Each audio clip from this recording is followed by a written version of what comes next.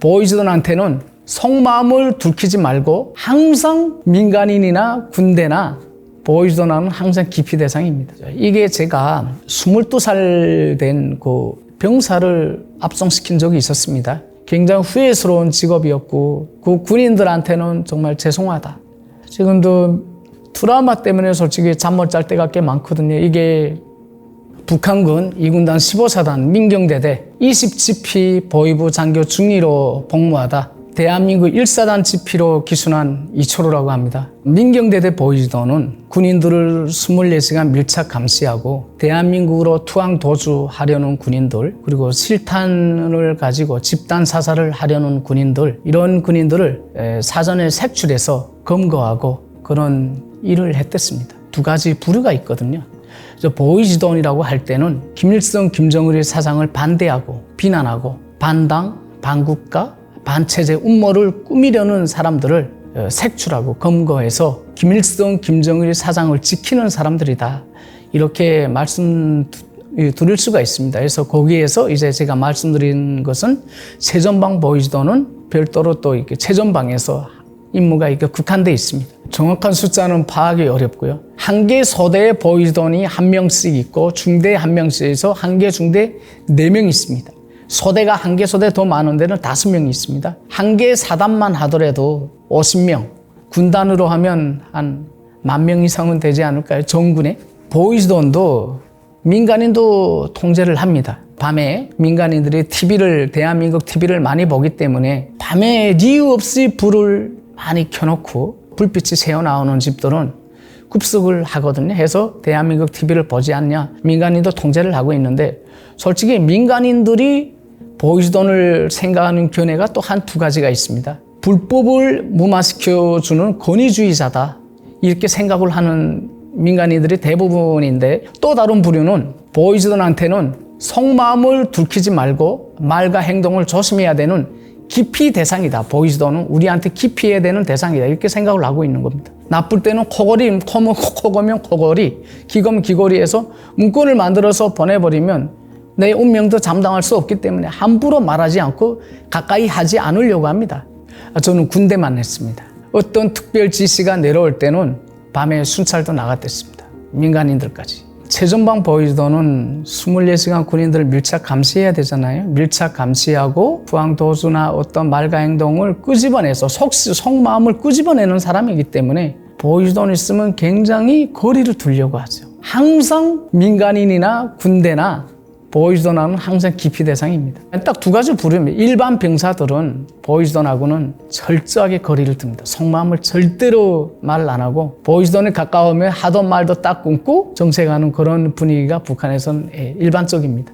보이즈던은 직접 검거하는 직업은 아닙니다. 보고를 하는 거죠. 군인들이 동향을 사전에 이렇게 수집을 하고 빨아낸다고 그러잖아요. 빨대처럼 빨아낸다고 하는데 일거일투소 계속 변하는 군인들의 마음을 빨리 파악을 해서 보고를 해줘야 군인이 만약에 내일 대한민국으로 넘어가겠다. 이거를 모르고 있다 봉기 맞으면 우리는 옷 다 벗어야 돼요. 상황에 따라서 정치범 수용소 가야 되고 그러나 만약에 철조망 넘어서 가려고 했다. 이럴 때는 검거를 해야죠. 위급한 상황이다.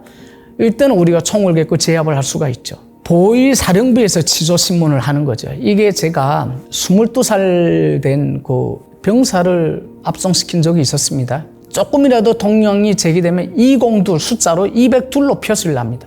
그 보위부 용어입니다. 박정훈이라는 22살 먹은 북한 군인이 전 보이즈던으로부터 자료가 다 넘겨오는데 그 군인이 202로 돼 있었습니다. 근데 군인이 기본적으로 몸이 좀 허약하고 먹는 데 많이 신경을 쓰고 대한민국에 대한 환상을 많이 가지고 있다 해서 202로 해서 보위부 정보원을 3명을 집중적으로 침투를 시켰어요. 마지막에 그 군인이 넘어간다. 난 내일 넘어가겠다고 해서 급하게 보위사령부까지 보고가 됐습니다. 압송시켜서 철창에다가 구류시켜가지고 그래서 신문을 보위사령부 2부에서 내려왔습니다. 그때 인민군 보위국에서 조사를 하고 배가 고프니까 유도신문에 당한 거예요. 정보원이 야, 너 내일 넘어갈래? 예. 대한민국 그렇게 좋아 보이냐? 예. 저 군인을 어떻게 죽이려고 했지? 예. 그러니까 몽땅 유도신문인 거예요. 유도신문. 정보원문에다 쓸 때는 이 박정훈이 누구 죽이려고 말했습니다. 내일 대한민국으로 넘어가겠다고 했습니다. 그러니까 정보원이 불러준 내용을 이해만 했을 뿐인데 그거를 이 군인이 말한 것처럼 정보원문에 그렇게 글을 쓴 거예요. 파악을 해보니까 배가 고프니까 이 군인은 내가 말한 내용이 보이즈던이나 정치부에 보고되는 걸 다 알고 있었어요. 그러면서 그렇게 할 때마다 장교들이 불러서 밥도 먹여주고 하다 보니까 배고프니까 밥을 얻어먹기 위해서 그렇게 했던 거예요. 결론은 어떻게 졌냐면 우리한테 내려온 것은 절대로 유도신문 하지 말라. 이게 지시가 떨어졌습니다. 유도신문 하면 안 된다. 안 좋게 끝나는 경우도 있죠. 제가 보이즈던을 배치받았을 때 정치돈 보이즈던이 대한민국 TV를 매일 봤어요. 1시간씩 초소에서. 몇 달간 지금 보는 것을 보고 하는 사람 없었어요. 정치지도는 집이 가족이 막강한 힘을 가지고 있었어요. 그래서 다른 군단으로 인사조치 됐거든요. 보이즈던은 출당철지.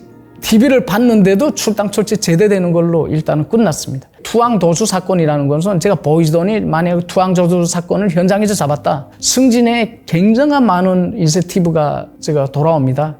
그렇기 때문에 그런 사건을 막 어떻게 만들지 못해 하는 군인 장교들도 많아요. 어떻게 있는 사건을 막 가장하고. 군 생활이 보통 10년 아닙니까? 10년 안에서만 계속 한 개 소대 40명이 생활하다 보니까 정보원이 다 자기 정체가 드러나 있어요. 그 최전방은 바로 앞에 대한민국 지피가 있기 때문에 매일마다 군인들한테 핵심적인 자료 올려보내라고 강요를 하고 있어요. 보위부에서. 그러면 막 말을 만들어서 막 올려보내야 되고 막 이런 상황인데 1대1 자료, 단둘이 군인이 2명이 나가서 보초군면에 나가서 말했던 자료는 솔직히 깔아뭉개야 되는 겁니다. 왜 말해버리면 둘이 말했는데 한 사람이 발설해버리면 알잖아요. 이자 군인이 너가 말했네.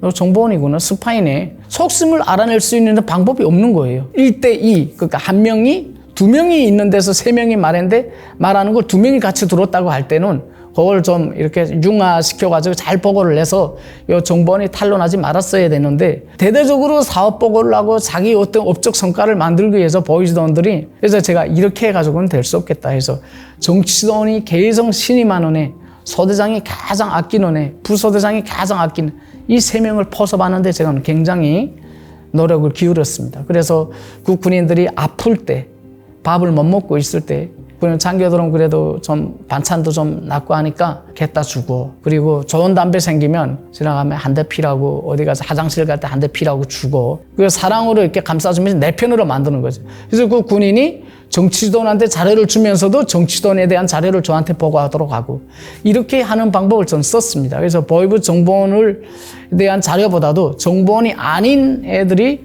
군인들이 그 자료를 더 많이 받는 것으로 해서 제가 일하는 데 굉장히 도움이 많이 됐습니다. 그런 방법을 제가 취했습니다. 밤에 잠을 안 자거나 계속 생각을 하거나 대한민국 쪽에만 계속 바라다 보거나 갑자기 밝던 애가 말을 안 하고 군무 나가면 대한민국 쪽으로 이상 행동이 바뀌는 경우가 많습니다. 심적인 변화.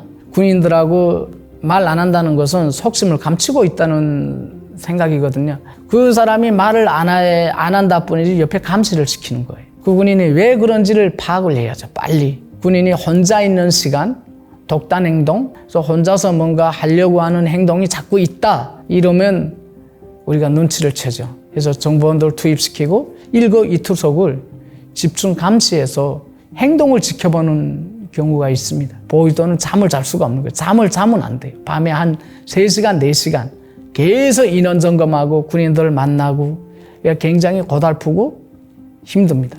어떤 데는 취소하고 막 야 너가 안 그랬어 뭐 이런 보이즈돈들 있습니다. 그 사람마다 틀리잖아요. 똑같이 보이즈돈 있지만 능숙한 사람이 있고 서툰 사람이 있는 거예요.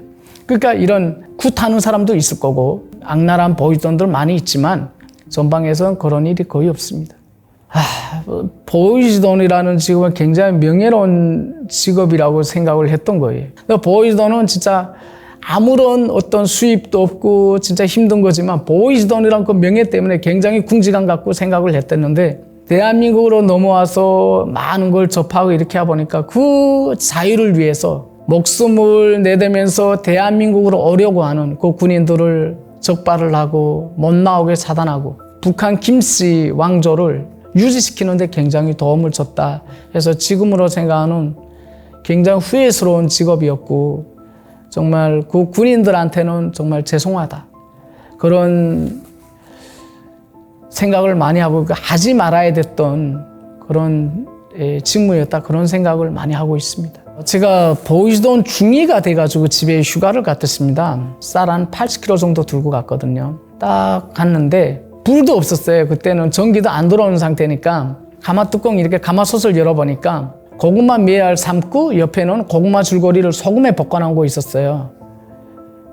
거기서 제가 보고 너무 많이 울었던 거예요. 엄청 울었어요. 그래서 제가 다 꺼내버리고 제가 가져간 쌀로 흰쌀밥을 했습니다. 보니까 어머니가 지금 영양실조로 해가지고 한쪽 눈은 백내장으로 못 보는 데다가 영양실조까지 겹쳐가지고 한쪽 눈도 거의 신병 단계에 있었고 여동생이 엄마가 그 정도니까 학교 생활을 못하고 강에 나가서 풀 뜯어 강 그 안에서 그 자라는 풀을 겨울에도 뜯다가 한쪽 팔 다 얼었습니다. 집은 남자 손길이 없다 보니까 빗물이 다 새고 집은 아예 기아장 다 하늘이 그냥 빗물 줄줄 새는 데다가 그래서 제가 휴가를 원래 보름 받고 갔는데 한 달 동안 제 복귀를 못했습니다. 한 달 만에 돈 7만 원을 장만을 해서 부대를 떠나고 지금 차에 탔는데 여동생이 봉투를 주는 거예요. 그래서 오빠 이거 가면서 여동생 그때 17살 됐습니다. 오빠 가면서 열어보라고 지금 열어보지 말고 가면서 열어보라는 거예요. 근데 차 한참 떠나면서 봉투를 열어보니까 7만 원 거기 들어가 있는 거예요. 엄마 편지가 있는데 어머니가 이제 그 부대 가면 뇌물을 고해야 되니까 한 달 동안 복귀 못하니까 아들이 이제 돌아가면 욕을 굉장히 많이 먹을 것 같으니까 우리는 먹고 사니까 죽물이라도 어떻게 하나 버텨볼 테니까 가서 욕 먹지 말라고 돈 7만 원 뇌물을 사라고 준 거예요. 야, 거기에서 엄청 울었죠. 그 편지 봉투를 받고 많이 울었죠. 그래서 부대를 복귀했는데 그 7만 원 가지고 살 수 있는 게 고양이 담배 두보로하고 술 몇 병밖에 안 돼요. 돈 7만 원 가지고 쓰는 게 완전히 제한적이잖아요.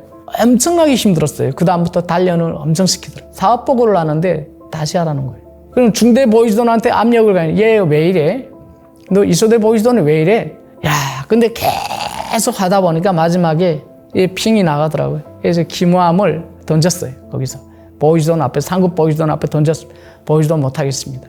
그러니까 그거를 보고를 못 하더라고요. 상급 자기가 뭐가지 떨어지니까. 보이스돈 못 하겠다 있을 수 없는 일이거든요. 이게 일단은 벌부 계속 두려운 거예요. 사업 보고 시간이 되면 두려웠어요. 근데 도저히 못 하겠다. 여동생이나 엄마에 대한 이 또 미안함이 또 굉장히 컸던 거예요. 야, 그래서 그때 휴가 갔다 와서 초저근무섬에서 너무 힘든 나날을 겪으면서 결정한 게, 야, 이럴 바치면 죽을 바치고는 이렇게 힘들 바치면 대한민국을 한번 가보자. 근데 그 쉽사리 그렇게 결정하기가 쉽지 않습니다. 내가 가면 부모 형제가 다 압송되니까, 정치범 수용소로 압송되니까 이게 다 죽는 거잖아요. 부모, 형제, 친척이 보이스돈이 넘어간다는 게 있을 수 없는 거니까. 그러니까 그거에 대해서도 골머리 않고 일 한다가 어느 순간에 어떻게 기회가 그냥 가야 되겠다고 쑥 오게 됐습니다. 결국은 정말 쉽지 않은 결정이 됐고 그 트라우마 때문에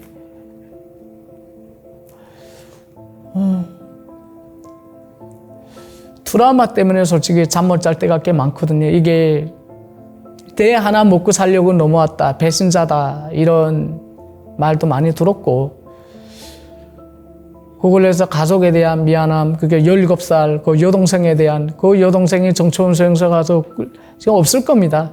못 견디니까. 그래서 가족에 대해서 굉장히 미안한 생각을 많이 있고 지금도 좀 악몽에 시달릴 때가 꽤 많습니다. 예, 그것 때문에 그렇게 해서 오게 됐습니다. 정말 자유라는 건 진짜 얻기도 힘들고 희생이 또 많이 되고 대가가 진짜 너무 어렵다. 자유라는 걸 얻기가 너무 어렵다. 그 생각을 많이 하는 것 같습니다. 그 가족 때문에.